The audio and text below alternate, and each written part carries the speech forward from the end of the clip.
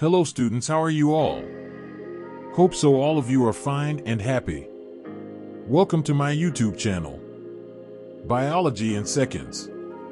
Today we will discuss the macromolecules. Let's start.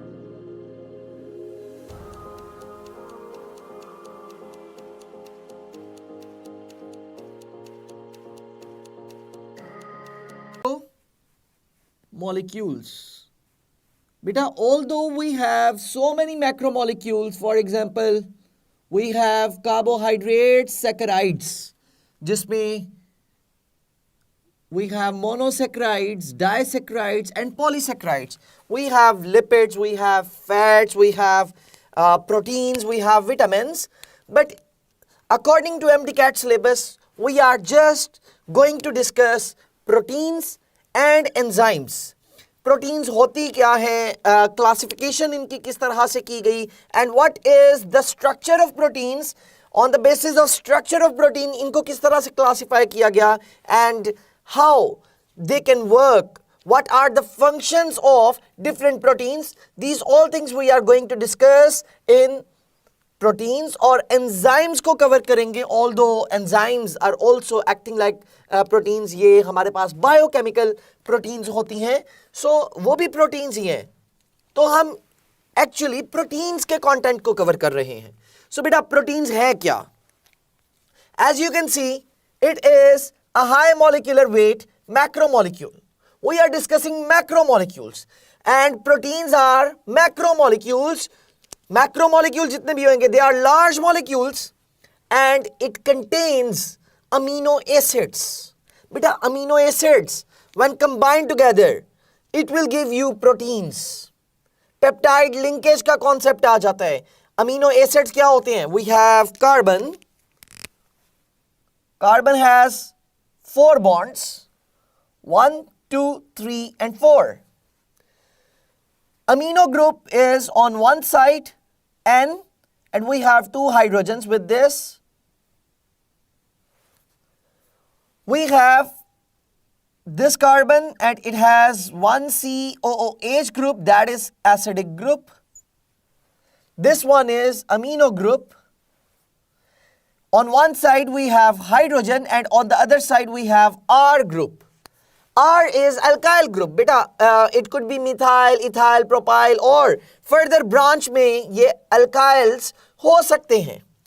This is one amino acid. When it combines with another amino acid like this, we have this NH2. It is combined with the carbon. Carbon is having R group. This is having H. And on this side we have COOH. So beta, in this case what will happen? Beta, यहाँ से होएगी condensation. Hydrogen from the amino group, it combines with the OH of the carboxylic acid group. So इस तरह से water यहाँ से condense हो जाता है. So this is showing the condensation polymerization process. Beta, when 2 molecules are combining together and it form a long chain, it form a long molecule, तो वो तो होता है polymer. लेकिन कौन सा polymer है? With the elimination of water, it is form a long chain molecule. तो बेटा, this type of molecule is called condensation polymer. ठीक हो क्या? So proteins are actually made up by using the amino acids. तो बेटा amino acids क्या होंगे? They are building blocks. Amino acids are the building blocks. Are the building blocks of proteins. एक point आपके पास ये हो गया. So बेटा amino acid, आपसे elements पूछे जाएं कि proteins में कौन से elements हैं? We can say we have carbon, we have hydrogen, we have oxygen and we have nitrogen. So proteins में जो elements मौजूद है वो कौन से होंगे? We have carbon, we have hydrogen, we have oxygen and we have nitrogen. सिर्फ यही नहीं होते, इसके अलावा भी हो सकते हैं, लेकिन उसकी अमाउंट बहुत कम होगी. They exist in the form of traces. जो बहुत माइन्यूट क्वांटिटी होती है, बट मेजर जो एलिमेंट्स है we have these 4 major elements जो कि प्रोटीन्स को बनाते हैं। एंड द वर्ड प्रोटीन बेटा ये आया है प्रोटियोस से, that is the Greek word. उसका मतलब क्या है? प्रोटियोस, प्रोटियोस,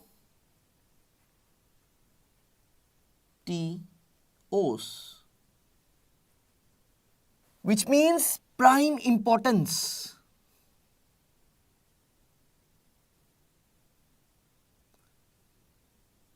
Prime importance. So बेटा प्रोटियोस ग्रीक वर्ड है जिसका मतलब है प्राइम इंपॉर्टेंस, यानी कि प्रोटीन्स बहुत इंपॉर्टेंट चीज है। हमारी बॉडी का भी मेजर पार्ट नेल्स हैं, आपकी स्किन है, ये तमाम प्रोटीन से ही मिलकर बनी हुई है। सो मेजर पार्ट आपका प्रोटीन्स है। सो प्राइम इंपॉर्टेंस इसलिए इसको दी जा रही है। अमीनो एसिड से मिलकर ये बने होते हैं and they have peptide linkage. What is peptide linkage? Now this is important thing which we have to understand कि ये जो कार्बन ऑक्सीजन बॉन्ड है and it is going to make a bond with the nitrogen after the elimination of water. बेटा ये OH और H जैसे ही remove होएगा, this carbon will make a bond with this nitrogen. So बेटा this bond is called as peptide bond, that is known as peptide linkage. Peptide linkage, amino acids के combine होने से peptide linkage बनता है। So यहाँ पे peptide linkage का एक पॉइंट याद रखिएगा, जितने अमीनो एसिड्स कंबाइन होते हैं उससे एक कम पेप्टाइड लिंकेज बनेगा। For example, examiner is asking question कि you have 10 amino acids and when they combine together how many peptide linkages are formed in it? तो हम कहेंगे नंबर ऑफ पेप्टाइड बॉन्ड्स वहां पे कितने हैं? टोटल अमीनो एसिड्स 10 हैं, एग्जामिनर ने आपको बताया। तो बेटा पेप्टाइड लिंकेजेस कितने होंगे? 10 - 1 that is 9. So 9 peptide linkages वहां पे क्रिएट होंगे। We have 2 amino acids here. So कितने peptide linkage यहां पे बन रहे हैं? We are observing only 1 peptide linkage. If we will use 3 amino acids 1, 2 and 3, so बेटा एक और मॉलिक्यूल के दरमियान में यहां पे peptide linkage बन जाएगा। If we will use 4, तो बेटा फर्दर आगे एक और peptide linkage बन जाएगा। So जितने amino acids हैं उसमें से -1 is giving you the total number of peptide linkages, peptide bonds. तो बेटा ये प्रोटीन्स का basic concept. We know there are some essential proteins, essential amino acids, and there are some non-essential amino acids. Total हमारे पास 20 types के amino acids हैं जो इस तरह से डिवाइड किए गए, essential और non-essential amino acids. Beta, now moving towards the classification of proteins. Classification में we have simple proteins. For example, simple proteins क्या हैं? We have albumin, we have globulin, we have collagen, we have legumin. बेटा ये तमाम है simple proteins. अब simple proteins हैं क्या? जिनकी हाइड्रोलिसिस की जाए and they will give you only amino acids. तो बेटा मैं यहां पे इसी पॉइंट को मेंशन अगर करूं तो बेटा सिंपल प्रोटीन्स की जब हाइड्रोलिसिस की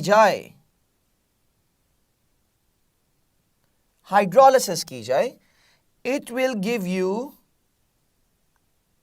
only amino acids.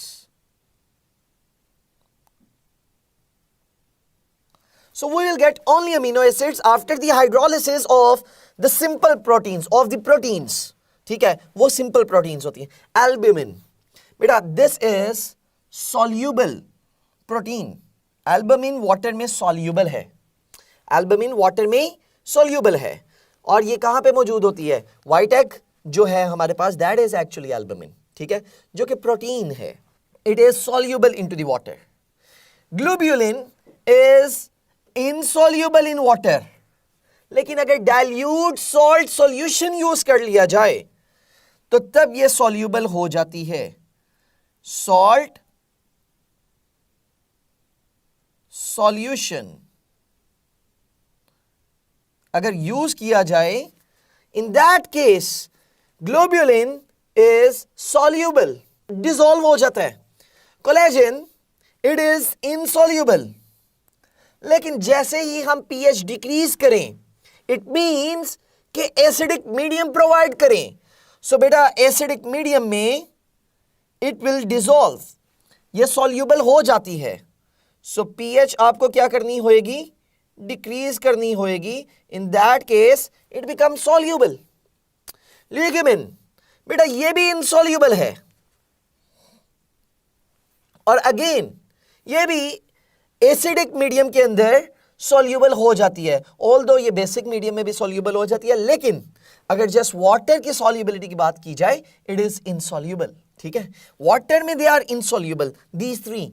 So we can say कि most of the simple proteins are insoluble, लेकिन एल्बुमिन को याद रखना है, इट इज सॉल्यूबल. ठीक है, बाकी ग्लोब्यूलिन है, we have collagen, we have lignin, these are insoluble. लेकिन एसिडिक मीडियम में या अल्कलाइन मीडियम में भी ये डिसॉल्व हो जाती है. ठीक है, now we have compound proteins. इसके लिए एक बेटा पॉइंट याद रखना है. कंपाउंड प्रोटीन्स यानी कि एक से ज्यादा प्रोटीन्स किसी ना किसी चीज से मिल रही हैं. कंपाउंड है प्रोटीन्स, कंपाउंड यानी कि किसी से मिल रही है, कंबाइंड फॉर्म में है, कॉन्जुगेटेड प्रोटीन है. सो बेटा जब proteinous part non proteinous part को अपने साथ कंबाइन कर ले, so we will get conjugated protein. बेटा ये compound proteins are also known as conjugated proteins. तो यहां पे आपने ये पॉइंट याद रखना है, प्रोटीनियस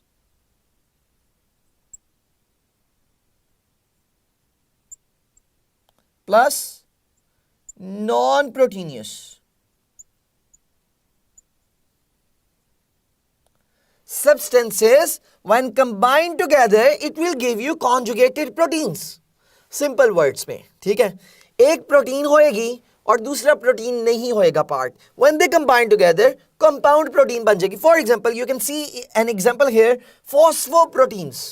बेटा phosphoric acid, protein. When these two are conjugated together, ये जब दोनों एक दूसरे के साथ कॉन्जुगेट होती हैं, इट विल गिव यू फॉस्फोप्रोटीन्स. फॉस्फोप्रोटीन किन से मिलकर बनी हुई है, फॉस्फोरिक एसिड और प्रोटीन से.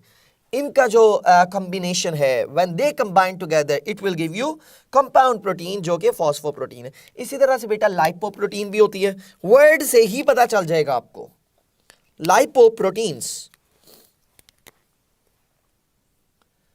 तो बेटा लाइपोप्रोटीन्स नाम से पता चल रहा है लिपिड्स. ठीक है, lipoproteins when lipids combined with the proteins. और लिपिड्स में आपके पास कोलेस्ट्रॉल आ सकता है, वी हैव फैटी एसिड्स. जब ये मॉलिक्यूल्स, ये सब्सटेंसेस कंबाइन होते हैं प्रोटीन्स के साथ, तो देन कॉन्जुगेटेड प्रोटीन्स बनती हैं, कंपाउंड प्रोटीन्स बनती हैं.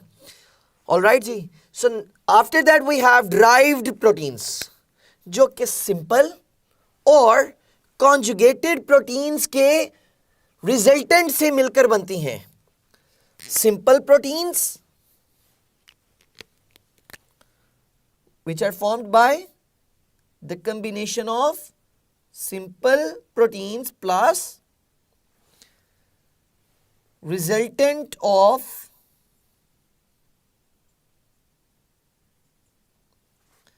compound proteins, conjugated proteins.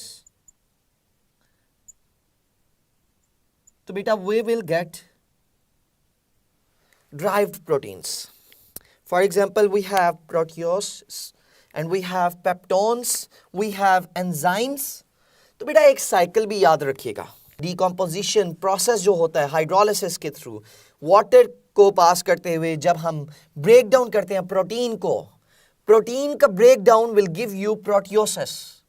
Protein से will get peptones, from peptones we will get peptide linkage. यानी कि पेप्टाइड लिंकेज ये आ गया आपके पास, जो कि हाइड्रोलिसिस करने से पहले, अमीनो एसिड से पहले वाला पार्ट होएगा. पेप्टाइड लिंकेजेस की further hydrolysis will give you amino acids. तो amino acid is the building block of the proteins. Amino acids मिलते हैं, पेप्टाइड लिंकेज क्रिएट होता है. पेप्टाइड लिंकेज क्रिएट होता है, पेप्टॉन्स की क्रिएशन हो रही है. पेप्टॉन से प्रोटियोसिस, प्रोटियोसिस से विल गेट प्रोटीन्स. तो ये एक साइकिल है, ये हायरार्की याद रखनी है. प्रोटीन्स की hydrolysis will give you proteoses, proteoses की hydrolysis will give you peptones, peptones की hydrolysis will give you peptide linkage, peptide linkage say will get amino acid. So this is the hierarchy, please remember this thing. So beta, now we have structure of proteins. We know structure इसका काफी ज्यादा compact है. It's an important point कि structure of protein is compact.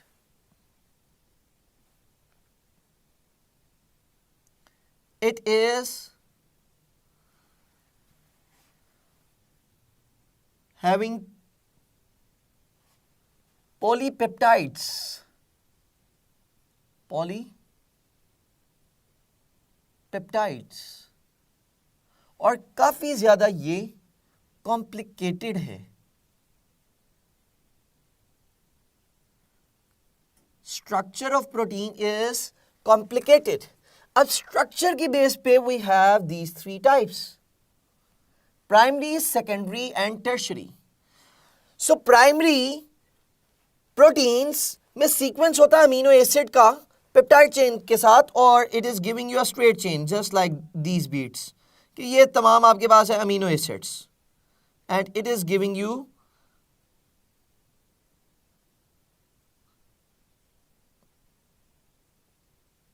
Like this. ये आपके पास primary protein का structure होएगा,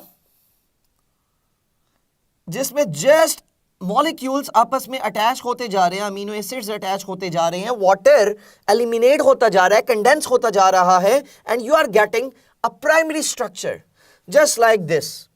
we have mentioned 2 amino acids here. यहां पे अगर 10,000 से ज्यादा अमीनो एसिड्स आप मेंशन कर दें, and only in the straight chain, ठीक है, और वो एक सीक्वेंस में साथ अटैच होते जा रहे हैं. So beta, these type of structures are called primary structures. ठीक हो क्या? और जो secondary structure होता है, secondary structure में we have helical structure. We have helical structure. यहाँ पे कौन सा structure होता है? We have helical structure. Helical structure में we have regular coiling. क्या हो रही है जी? रेगुलर क्वाइलिंग या जिगजैगिंग होती है पॉलीपेप्टाइड्स की, and they are giving you helical structures, जो कि हो रहा है due to the hydrogen bonding. This is happening due to the hydrogen bonding. Hydrogen bonding. बेटा, हेलिकल स्ट्रक्चर में we have alpha helix and we have beta. Helical structure में we have alpha helix and we have beta helix. या ये आपके पास pleated sheet भी हो सकता है बीटा. बेटा, जो अल्फा हेलिक्स होता है, alpha helix, it is more stable. इसमें रिपल्शन कम होती है. It is more stable. Alpha helix is more stable than beta helix. ठीक हो गया? यहां पे ये पॉइंट एक याद रख लें बस. और हाइड्रोजन बॉन्डिंग होती है, they will give you the regular coiling. Hydrogen bonding की वजह से ये आपस में एक हेलिकल स्ट्रक्चर बना रहे हैं. अब हाइड्रोजन बॉन्डिंग किन के दरमियान में है? देखो, एक आपके पास मॉलिक्यूल है, and on the other side, for example, you have this COOH. तो बेटा, this O and this H is having hydrogen bonding. This O and this H is having hydrogen bonding in in the secondary proteins, secondary proteins में hydrogen bonding create हो जाएगी क्योंकि इसके ऊपर भी molecules हैं, नीचे भी मॉलिक्यूल्स हैं, ठीक है, अमीनो एसिड्स हैं. सो बेटा हाइड्रोजन बॉन्डिंग की वजह से they will show helical structure. ठीक हो गया, हेलिकल स्ट्रक्चर हो जाएगा just like this. Helical structures produce हो जाते हैं. And we have tertiary proteins जो कि 3 डायमेंशनल ट्विस्टिंग और फोल्डिंग होती है, जिसमें पॉलीपेप्टाइड्स के दरमियान में जो कि एक कॉम्प्लिकेटेड सा कॉम्प्लेक्स सा स्ट्रक्चर शो करवा देंगे. That will show you the complex one structure, complex structure आपको यहां से मिल जाएगा. नाउ रिमेंबर, यहां पे जो पेप्टाइड लिंकेज क्रिएट होता है, पेप्टाइड लिंकेज क्या है बेटा? C double bond O and we have N. This N is having one hydrogen, this is having further carbon, this is having further carbon, it has R group, it has hydrogen, it has R group, it has hydrogen and further CO आपके पास आ जाता है ना. And on this side it is opened, and on this side we have nitrogen and it is opened in this way. तो बेटा ये जो आपके पास है, it is having one hydrogen. So this bond, this one is called as peptide linkage. This is called peptide bond. बेटा ये जो C double bond O है, we will observe the resonance here. और resonance जब भी आ जाती है, just like the structure of benzene, जब resonance आ जाती है, stability आ जाती है मॉलिक्यूल में. So बेटा this CO और N के दरमियान में we will observe resonance here. This and this bond will shift here and it will move back. और इस तरह से यहां पे एक resonance create होता है. This resonance will give the stability to this peptide linkage. Resonance. Resonance की वजह से stability आ जाती है. जितने resonance ज्यादा होते हैं structure, उतनी ही stability भी ज्यादा होती है. So बेटा now what are the functions of these proteins?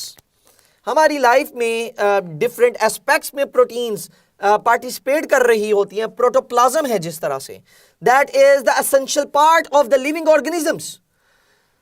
It contains proteins. बेटा प्रोटोप्लाज्म में 9% प्रोटीन्स है, मैक्सिमम वाटर है. ठीक है, maximum part of the protoplasm is made up of water. तो अगर इसमें वाटर मैक्सिमम है और बाकी जो सेकंड नंबर पे इसकी परसेंटेज आती है, बेटा we have proteins. Approximately 8 to 9% proteins पाई जाती हैं प्रोटोप्लाज्म में, और 85, 87, 86% के आसपास वाटर मौजूद है प्रोटोप्लाज्म में. ठीक है, यानी कि मैक्सिमम कंटेंट हमारे पास पानी का है प्रोटोप्लाज्म में. सो प्रोटीन सेकंड नंबर पे है आपके पास. तो यानी कि प्रोटीन्स प्रोटोप्लाज्म के लिए एसेंशियल है. अगर प्रोटोप्लाज्म नहीं होएगा तो लाइफ की एग्जिस्टेंस नहीं हो सकती. It means proteins are essential for the living organisms. Now we have nucleoplasm, जिसमें यूज होती है बेटा न्यूक्लियोप्रोटीन्स. जिसमें क्या यूज होती है? Nucleoproteins.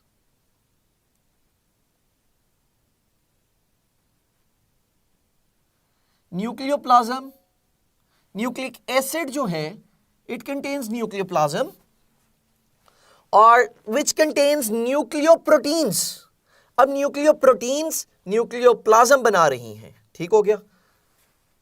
So it means proteins nucleic acid तक भी मौजूद है. Nucleic acid is a part of the DNA and RNA. DNA और RNA जो कि आपके पास एक पार्ट है लिविंग ऑर्गेनिज्म का, एसेंशियल पार्ट है. DNA deoxyribonucleic acid, ribonucleic acid. So उनमें भी मौजूद है न्यूक्लिक एसिड. न्यूक्लियोप्लाज्म यानी कि डिपेंड कर रहा है न्यूक्लियोप्रोटीन्स पे भी. तो प्रोटीन्स न्यूक्लियोप्लाज्म के लिए इंपॉर्टेंट होगी. Now we have specialised functions. Specialised function, for example आपके पास है जी insulin, that is another protein, insulin, which regulates the blood sugar. We have hemoglobin. We have hemoglobin. Hemoglobin that is used as a carrier of oxygen in the blood.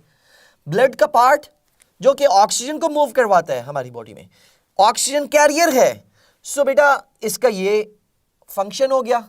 तो different proteins are having specialised function in our body. तो last one, second last one is industries. Industries में सबसे important point बेटा, leather industries में tanning process हम सबको पता है, टैनिंग ऑफ हाइड्स की जाती है. तो बेटा एक्चुअली वहां पे प्रोटीन्स टैनिक एसिड के साथ इंटरेक्ट करवाया जाता है और टैनिंग प्रोसेस में यूज किया जा रहा होता है. तो लेदर फॉर्मेशन जो होती है it includes proteins. Leather formation. We have gelatin जो कि बेकरी आइटम्स में यूज होती है. Okay, now I am asking one question to you, जिसका आंसर आपने कमेंट बॉक्स में करना होगा. बटन्स बनाने के लिए कौन सी प्रोटीन यूज की जाती है? Write down the name in the comment box. That is your question. Okay, the next one is enzyme.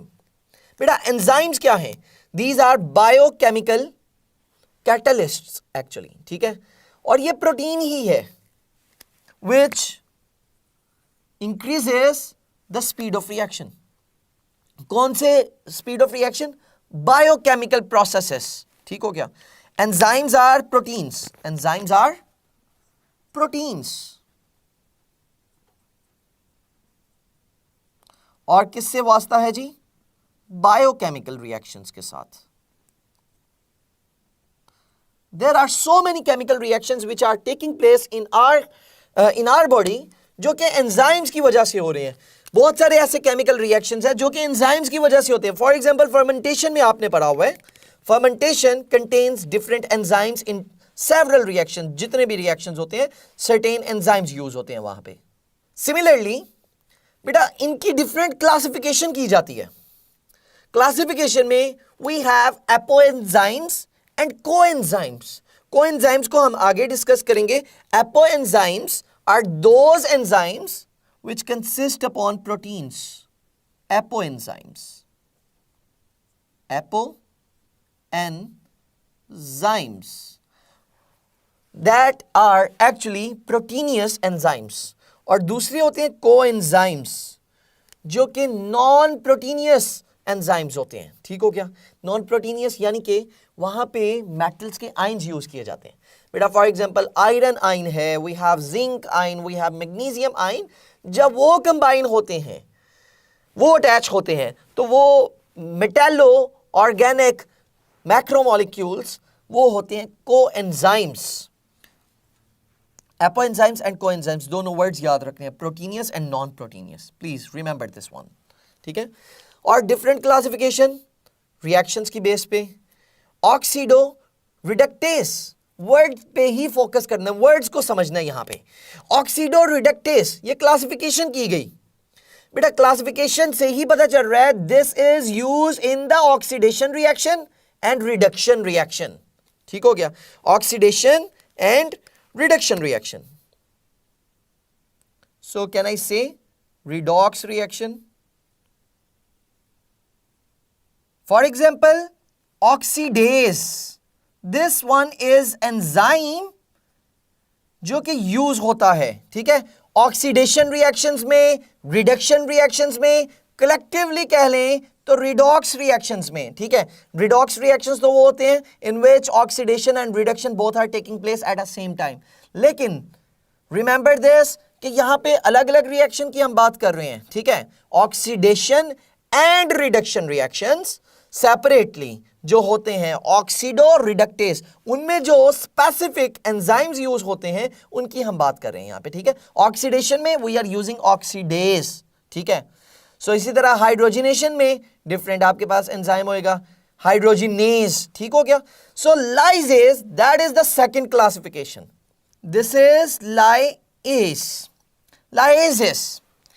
सो बेटा this is used, this classification is used when we have to add addition of NH3 ammonia या water या carbon dioxide की जाए, ठीक है, to the double bond, या इनको remove किया जाए डबल बॉन्ड बनाने के लिए. सो बेटा दैट क्लासिफिकेशन, उस तरह के तमाम enzymes they are called as lyase. For example हमारे पास यहां पे एक एग्जाम्पल है जी, फॉस्फोग्लिसरोम्यूटेसिस. बेटा ये जो आपके पास एंजाइम है that is used in this process.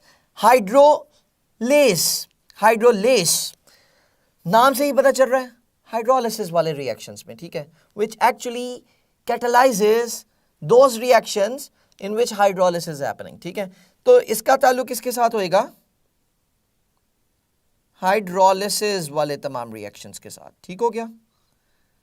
और एग्जाम्पल के लिए बेटा जिस तरह यहां पे लिखा हुआ ना प्रोटियोसिस, so for this we are using enzyme protease.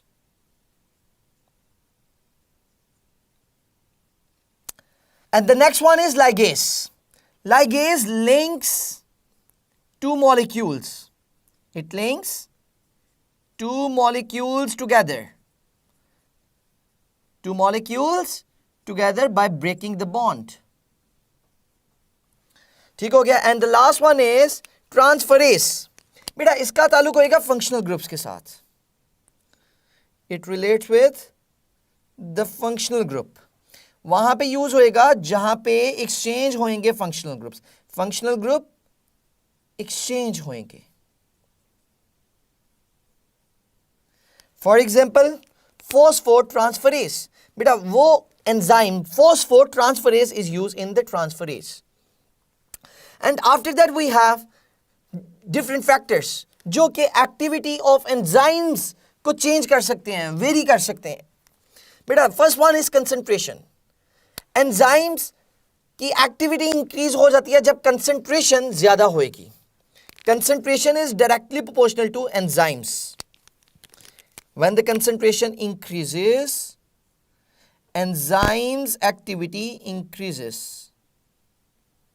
Enzymes activity increases. And the temperature that is 37 degrees Celsius. Beta this is the specific temperature जो कि ज़्यादा optimum temperature है 37 degrees Celsius. At this temperature enzymes work better. pH. बेटा different enzymes different pH पे different phenomena show करते हैं, different activity show करते हैं. यानी कि it varies from one enzyme to another enzyme. ठीक है, डिफरेंट पीएच पे they will show different activities. And the next one is radiation. If you have UV radiations या वी हैव आईआर रेडिएशंस, तो बेटा रेडिएशंस एक्चुअली रिटार्ड कर देती हैं activity को. It retards